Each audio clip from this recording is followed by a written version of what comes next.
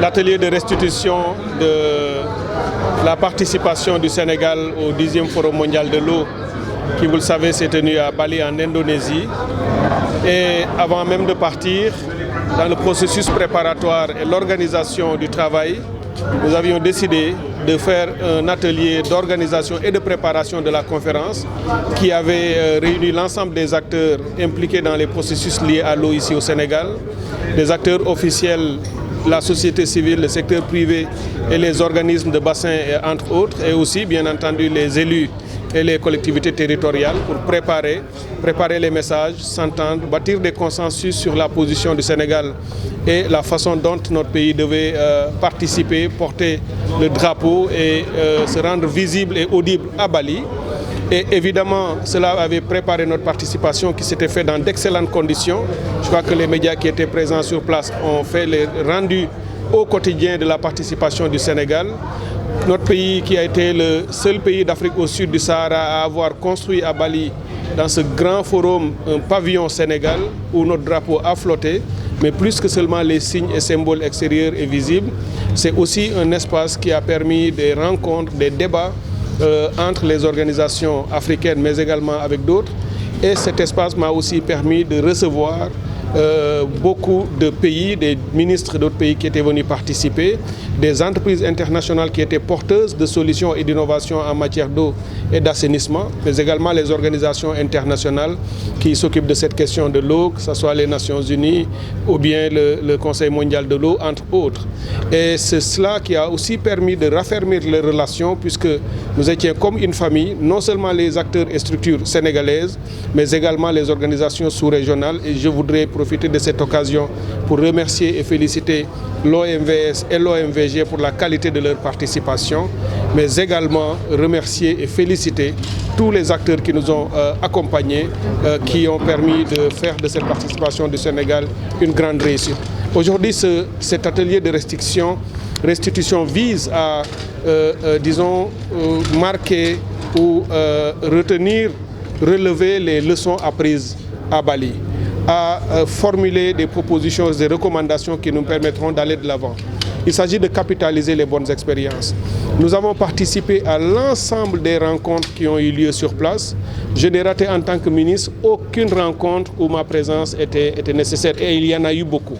Et beaucoup d'autres réunions ont également vu la participation des experts sénégalais ou des organismes de bassin ou des acteurs du secteur privé. Les partenaires, les parlementaires sénégalais ou d'autres acteurs ont aussi pris part à l'ensemble. Donc c'est pour vous dire que le résultat a été, très élevé, très haut, très positif, du point de vue de la visibilité, du point de vue des messages, du point de vue des expériences que nous avons partagées, mais également du point de vue de la relance et de la perspective que cela a ouvert. Parce que vous le savez, en 2026, notre pays va encore organiser une conférence internationale sur l'eau que nous co-organisons avec les Émirats arabes unis. Le processus a déjà démarré. Une équipe sénégalaise du mon ministère est allée récemment à Abu Dhabi pour échanger avec eux sur le processus. Le Sénégal va jouer un rôle très important et les Émirats arabes unis nous ont déjà dit qu'ils comptaient beaucoup sur le Sénégal et son expérience pour les accompagner et les aider. Nous allons encore décider de est-ce que la rencontre se tiendra à Dakar ou à Abu Dhabi, mais évidemment tout ça sera fait. Et l'expérience sur laquelle nous construisons nous provient bien entendu de tout ce que nous avons fait depuis plusieurs années, mais plus récemment, c'est en 2022, vous le savez, que le Sénégal avait organisé de main de maître le 9e Forum mondial de l'eau, sous la coordination de notre doyen Abdoulaye Sène qui est ici présent, qui nous a aussi accompagnés à Bali, et qui, avec des hommes et des femmes comme lui, ont depuis longtemps porté le drapeau du Sénégal dans ces forats internationaux et aujourd'hui continuent de nous accompagner. Donc c'est vraiment pour vous dire que c'est un signe de satisfaction, et je voudrais par ce moment important, au nom du président de la République et du Premier ministre, féliciter toute l'équipe qui m'a accompagné, y compris aussi les médias. Vous avez joué un rôle remarquable, ceux qui vous ont représenté sur place.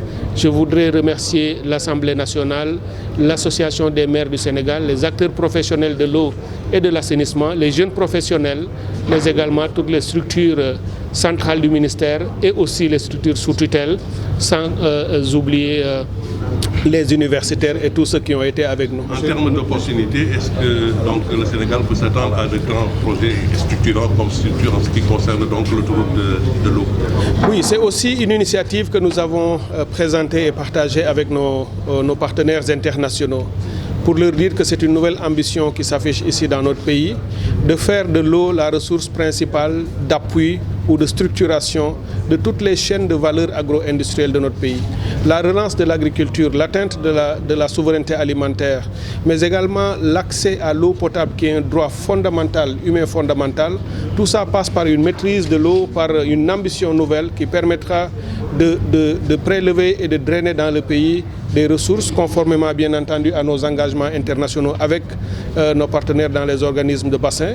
Nous gérons la ressource eau du fleuve Sénégal comme du fleuve Gambie avec les pays voisins. Jusqu'ici, et c'est comme ça que ça va continuer dans des conditions extrêmement favorables, fraternelles et solidaires.